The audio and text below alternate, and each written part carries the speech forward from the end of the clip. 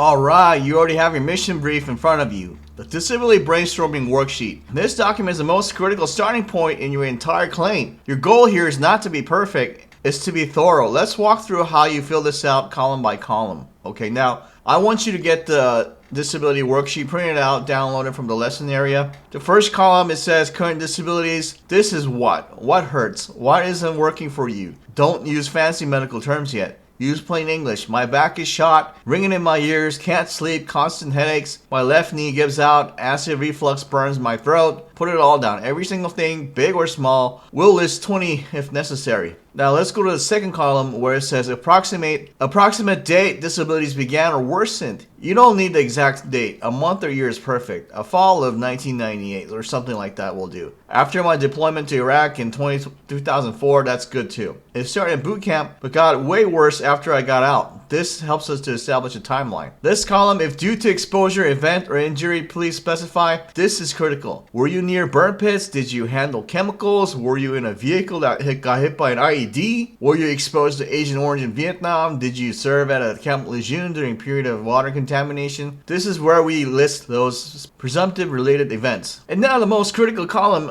on this sheet, the one that connects everything. Explain how the disabilities relates to the in-service event, exposure, or injury. This is the why, where you tell the story. This is the nexus. Let me give you some real-world examples. Let's say your current disability is constant headaches and dizziness. How does it relate? You might write, I was an artilleryman for 4 years, got my head banged up, and bell rung constantly from firing loud weapons. The overpressure from the howitzer blast always gave me headaches, and they never went away. Or maybe it's blunt head injuries. You'd write, during urban combat training at Army Fort, I was knocked unconscious when a training block fell and hit my helmet. I was dazed for days and have memory problems until today and headaches ever since. What about your back? So many of us have this one. Let's say your disability is lower back pain and sciatica. For the explanation, you put carried over 80 pounds of gear on my back every single day on patrol for entire deployment. One day I jumped out of the back of a 7-ton truck, felt a pop in my lower back, and it's been shot ever since. It feels like I have slipped discs. So what are we doing? We are drawing a straight line from current problem directly back to specific event, injury, or exposure in the military. This column is your story. Be specific. Tell them what happened. Fill this